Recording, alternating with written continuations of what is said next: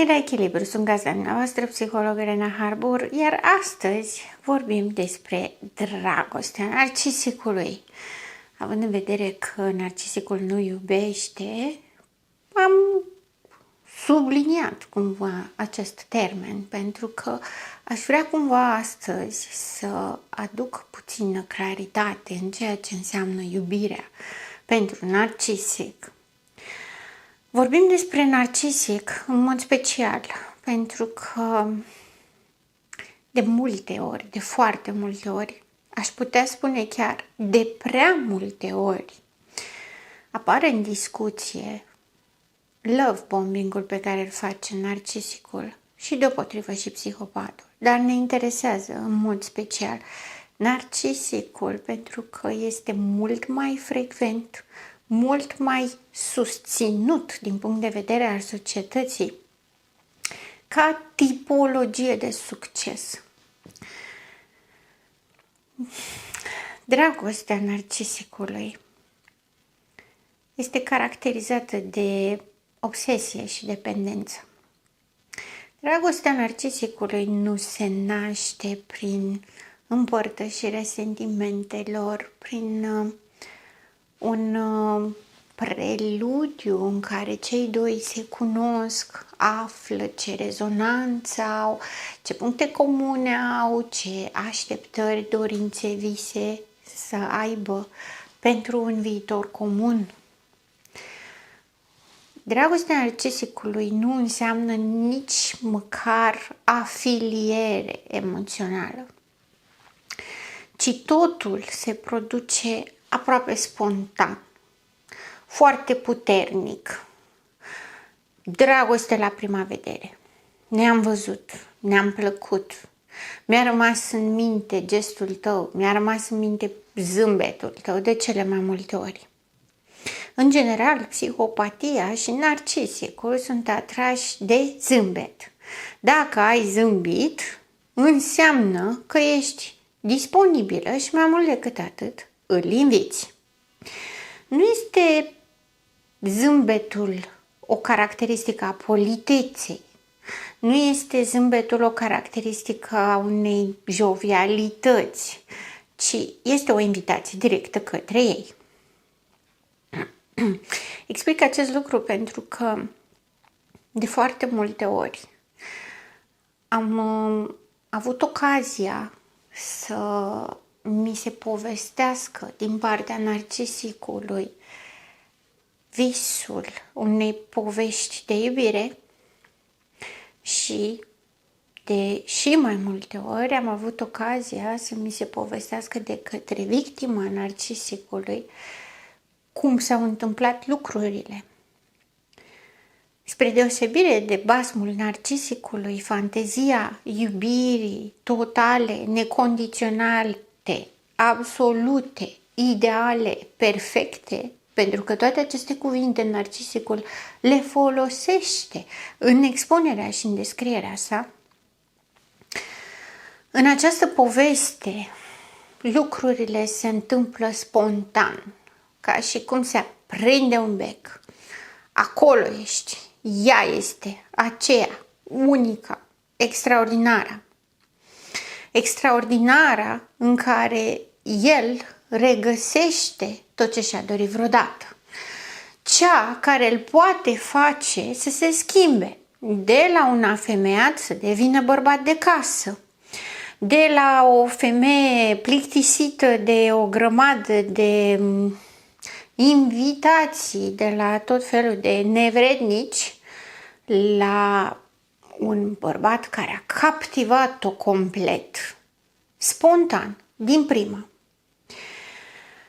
În timp ce la victima habar n-are ce așteaptă, îi place oarecum prezența narcisicului, fie bărbat, fie femeie, pentru că este eclectică, este diferită, superioară, admirativă, este specială, diferită de celorlalți oameni, transmite ceva. Ca atare este atrasă și oarecum fascinată de această prezență pe care și-ar dori să o cunoască mai mult. Iar dintr-o dată se trezește că această prezență misterioasă are contact direct și începe și spune: ești extraordinară, ești minunată, ești fantastică, ești fenomenală, ești ce n-am mai văzut, n-am mai întâlnit, n-am mai trăit niciodată în viața mea așa ceva cu nimeni. Ești tot ce mi-am dorit vreodată, tot ce am crezut că nu există și nu o să mai existe niciodată. Și toate astea se întâmplă la primele două întâlniri. Nu pot să trăiesc fără tine, mă gândesc tot timpul la tine, vreau să ne vedem mai mult, n-am mai aer fără tine, vreau să te muți cu mine, vreau să ne căsătorim. Vreau să-mi porți numele, vreau să-mi faci copii. Nu contează că niciunul nu poate sau unul dintre ei nu poate sau că mai au și alții. Sau că unul dintre ei este căsătorit. Totul se întâmplă foarte repede, amețitor de repede.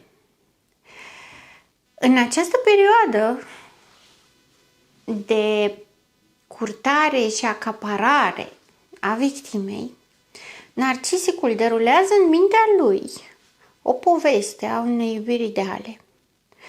Ea sau el este acea persoană care mă completează perfect. Este tot ce n-am avut vreodată. De obicei cam așa se spune. Tot ce n-am avut vreodată. Pentru că este o semiconștientizare vis-a-vis de rolul în care este investit partenerul sau partenera. Pentru narcisic, iubirea, a fi într-o relație de cuplu, înseamnă vulnerabilizare, înseamnă tot ce știe el despre el, adică că nu este atât de grandios, că nu are un succes atât de mare, că nu este perfect și minunat, ci dimpotrivă, toate lucrurile astea, partenerul sau partenera sa le va afla. Și ca atare, trebuie să joace un rol și trebuie să se prefacă atât de mult încât partenerul sau partenera să nu vadă chestia asta până la momentul căsătoriei, la momentul deținerii. Pentru că narcisicul nu este prost. Intuiția pe care o are este extraordinară. Știe foarte bine pe ce pune mâna, pe cine pune mâna și pentru ce. Adică, narcisicul întotdeauna are mai mulți parteneri. Valabil și pentru femei și pentru bărbați.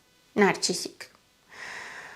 Are parteneri cu potențial să-i rămână și are parteneri pentru beneficii. Beneficiile sunt sexul, relațiile, influența, serviciul, banii. Și are și partenerul sau partenera care să-i rămână. De obicei, dacă îi rămâne sau nu îi rămâne, se amestecă, pentru că are și relații pe care le folosește exclusiv pentru sex și le păstrează pe ani de zile. Are și relații pe care le folosește exclusiv pentru beneficii și renunță destul de repede la ele atunci când ceva este în neregulă. Adică miroase intuitiv că există un pericol sau că nu mai poate să primească beneficii și atunci renunță. Dar restul le păstrează pe termen lung. Termen lung neînsemnând ceea ce în mod obișnuit înseamnă o relație pe termen lung, adică constanță și coerență către un scop comun. Aici, scopul comun este a beneficia de anumite avantaje, iar constanță și coerență nu există decât în perspectiva în care există o periodicitate a vizitelor și a contactului. Adică, pentru narcisic, o relație constantă pe termen lung înseamnă să se vadă la o lună de zile sau să se vadă la 3 luni de zile sau să se vadă de fiecare dată când are o depresie sau de fiecare dată când se ceartă cu partenerul sau cu partenera cu care locuiește. Ca atare, nu înseamnă constanță și coerență ca într-o relație de cuplu sănătoasă, ci înseamnă o constanță a obiectului. Obiectul trebuie să rămână acolo. Dar, lăsând la o parte aceste relații externe, să le numim așa, și bazându-ne pe relația de cuplu, în love bombing, ceea ce face narcisicul este să creeze iluzia relației perfecte cu o persoană perfectă. Adică, practic, victima se îndrăgostește de propria ei imagine prin filtrul narcisicului. Pentru că narcisicul idealizează o imagine. Adică, narcisicul folosește imaginea victimei ca să o idealizeze, să-i asigure cele mai bune calități, cele mai multe și cele mai extraordinare abilități, care n-au nicio legătură cu persoana, doar au o oarecare tangență. Ca atare, persoana se trezește pusă în față cu o imagine sa idealizată de care ajunge să se îndrăgostească. Ceea ce face parte din caracteristica dependenței. Mai există o caracteristică pe care o speculează narcisicul în această perioadă de love bombing. Ca să poată să-și cucerească victima, narcisicul, pentru că are deja basmul său format și pentru că deja și-a stabilit ca obiectiv să cucerească și să domine această victimă, deși patternul pe care îl aplică este același în toate relațiile sale, nu contează victima, schimbă rolurile conform a ceea ce este caracteristic lui. Caracteristic și semnificativ totodată. Ca să fiu mai explicită, de cele mai multe ori, și asta însemnând 90 și 8%, victimele se îndrăgostesc de un copil sensibil și vulnerabil sau de un tată protector. Astea sunt rolurile pe care le joacă narcisicul când are o victimă de cucerit. Vine prima dată cu tatăl protector conform iluziei grandiozității. Eu sunt de succes, sunt extraordinar, sunt așa, dar îți dau ție atenție, o nesemnificativă și o mediocră. Îți dau ție atenție, tu m-ai impresionat pe mine, grandiosul.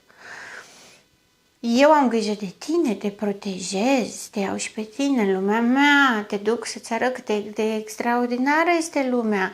Tu vei fi extraordinară că ești cu mine. Tatăl protectiv.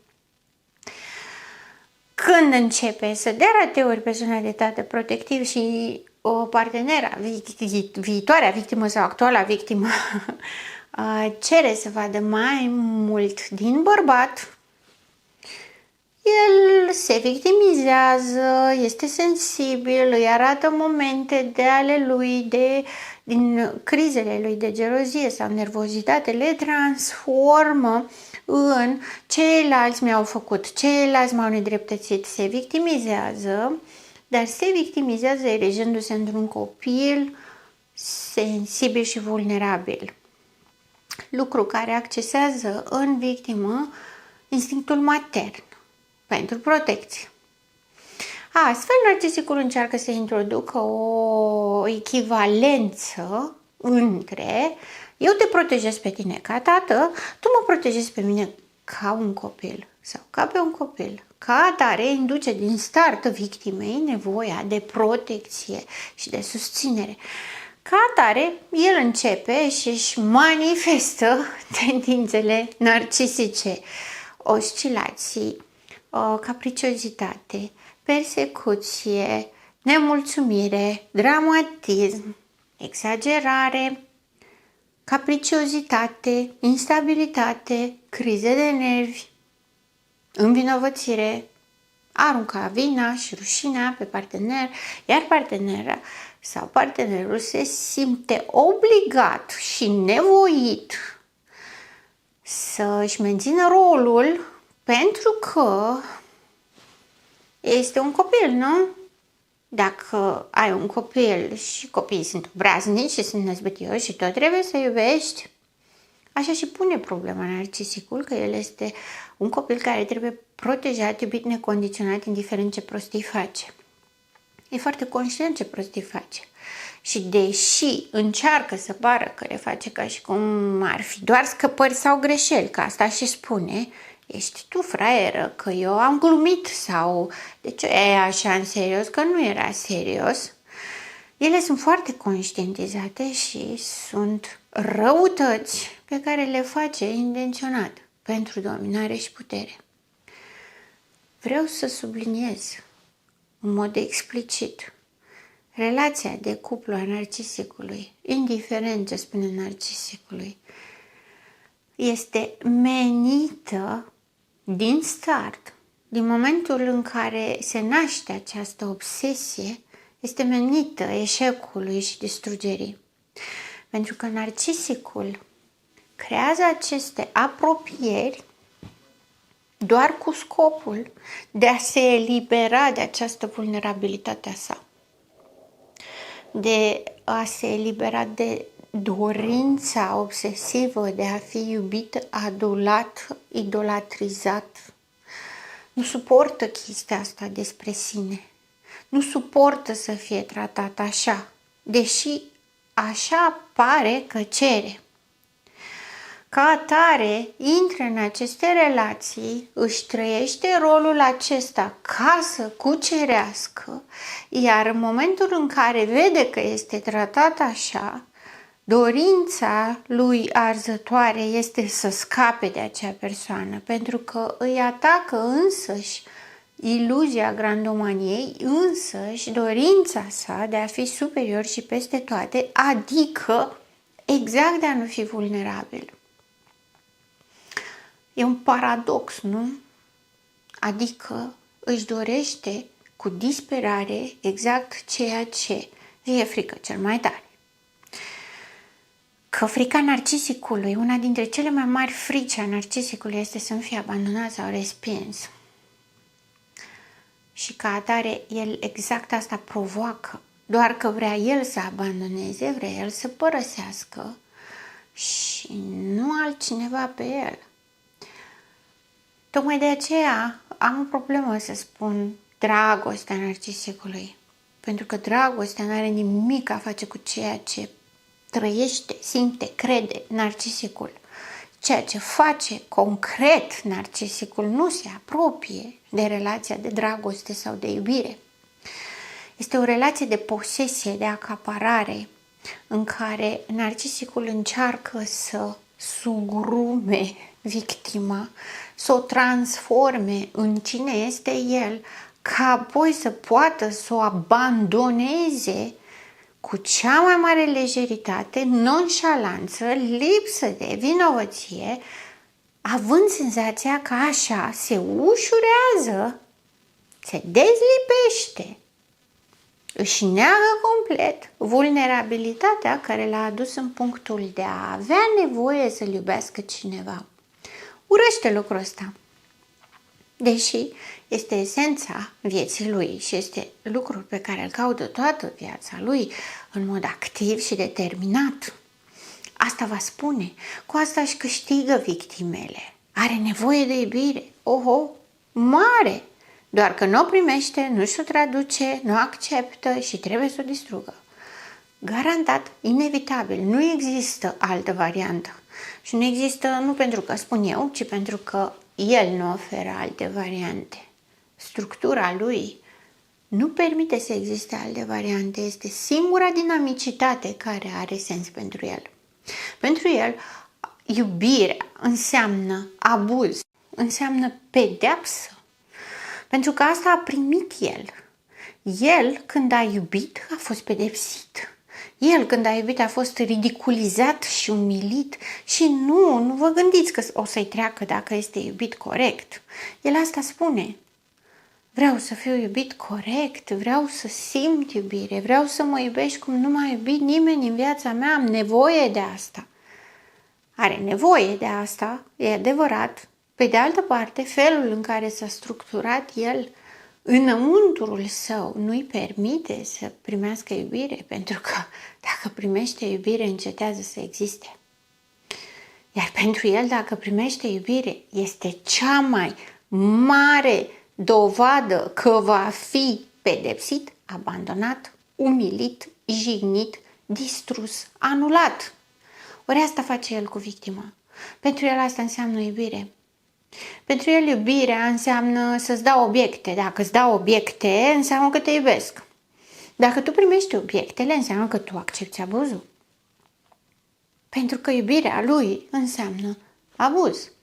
Asta este dovada lui că îi pasă să te tortureze, să-ți spună că nu ești bună de nimic, să te facă să plângi, să suferi, să-ți dorești să nu existi. Este felul lui de a te iubi. Iar tu trebuie să accepti asta. Și trebuie să-i mulțumești că își pierde timpul cu tine. Trebuie să-i mulțumești că toate lucrurile astea sunt doar teste ca să vadă dacă îl iubești cu adevărat. Ei bine, toate astea sunt prostii. Este abuz în toată regula și atât. Tocmai de aia se numește tulburare. Pentru că nu se potrivește realității, pentru că nu se încadrează în normalitate. Nu, asta nu e normalitate.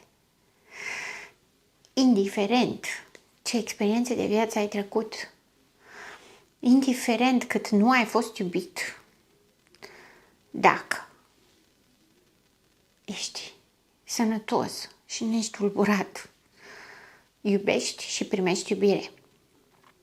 Acolo unde există iubire sănătoasă, există siguranță și încredere. Narcisicul nu da asta. Narcisicul se bazează pe lipsa de încredere. Lipsa lui de încredere în tine, pentru că este incapabil să aibă încredere, este justificarea cea mai potrivită ca să te arunce la gunoi ca o măsea stricat. Lipsa de încredere a ta, în el, este foarte justificată pentru că este instabil și incoerent, iar dacă tu ai avea încredere în el, pentru el ar fi panică totală, pentru că asta înseamnă că n-a făcut ce trebuie, asta înseamnă că e previzibil și nu există lucru mai rău decât a fi previzibil. Dacă ești previzibil, cineva te citește și asta înseamnă că ești vulnerabil și fuge de vulnerabilitate. O altă frică a lui cea mai mare este de dezvăluire. Nimeni să nu știe cine este, cu adevărat.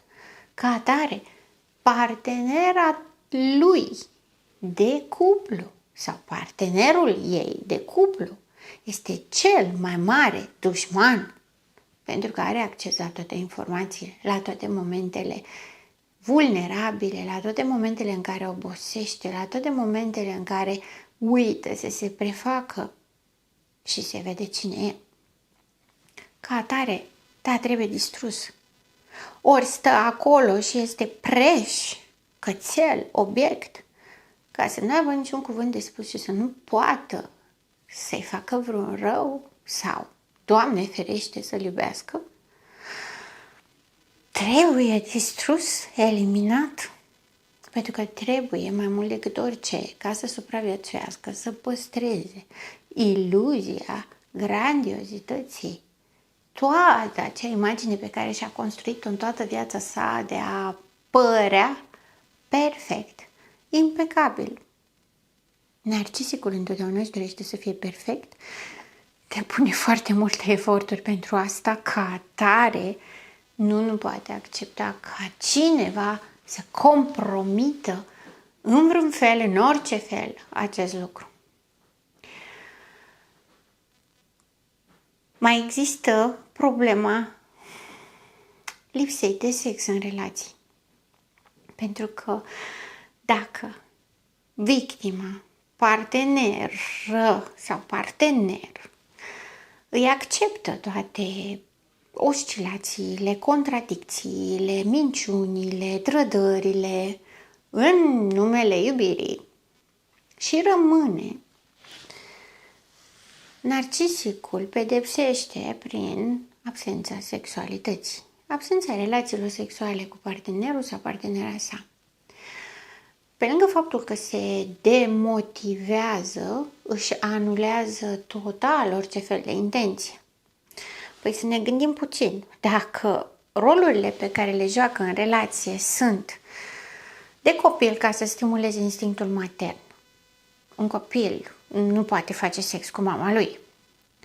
Dacă rolul pe care și-l asumă este de părinte, care la început a fost protector, dar ulterior devine persecutor, pentru că este singurul tip de părinte pe care l-a văzut și îl cunoaște. Părintele nu poate face sex cu copilul lui. Ca atare, indiferent cum, sexualitatea este scoasă din discuție. Mai mult decât atât, sexualitatea presupune un contact intim emoțional. Exceptând zona de perversitate sexuală, narcisicul nu face contact intim personal și mai mult decât atât evită și posibilitățile în care poate fi pus în această postură. Ca atare, dacă partenera îi cere sex, nu-i dă, dacă partenera nu vrea să facă sex, o obligă. Este vorba despre perversitate și dominare. Nu are relații sexuale normale, ci totul este dus într-o zonă de perversitate, dominare, supunere, în diferite metode, dar în toate felurile trebuie să nu-i placă partenerei ca relație sexuală să continue. Partenera sexuală poate să fie un obiect sexual, dar nu dacă este în relație. Dacă este în relație și se asumă acel rol matern care acceptă copilul rebel, care încalcă regulile și este adolescentul opozant, ea nu primește sex. Va avea grijă, în schimb, să compenseze vis-a-vis de relațiile sporadice pe care le menționam mai devreme cu celelalte obiecte sexuale pentru a fi obraznic. Pentru că însăși înșelatul este o încălcare de regulă, iar el trebuie să o bifeze pentru că el încalcă toate regulile. Nu respectă regulile, nici ale moralității, nici ale eticii și cu atât mai mult pentru că le cunoaște, pentru că, așa cum spuneam, nu este un om prost. Le cunoaște, știe ce ar trebui și ce n-ar trebui să facă. Însă, atunci când este vorba de el și de dorințele lui, ceea ce întotdeauna este, niciodată, în perspectiva sa nu mai există altcineva, ci doar propria persoană, este fac frumos în relație pentru statutul social și pentru imaginea socială, iar în partea cealaltă am parte de distracțiile mele și de viața mea ca opoziționism la relație, că trebuie să fac frumos, să am o imagine socială și în același timp îmi fac toate nebuniile și toate fanteziile pentru că ceilalți sunt doar obiecte de folosit. Sună monstruos, dar așa se întâmplă. Iar această sintagmă a iubirii narcisicului mi-aș dori să nu fie luată în serios ca iubire, ci să fie văzută exact așa cum este. Dacă cineva, oricine, alege să trăiască această dinamică, este dreptul său personal. Și motivele sale proprii. Pe de altă parte, ceea ce îmi doresc este să se știe ce înseamnă această dinamică și alegerea să se facă după. Ca să avem cel puțin parte de o alegere în cunoștință de cauză. Sunt Harbor Elena, psiholog și până data viitoare rămâneți în echilibru.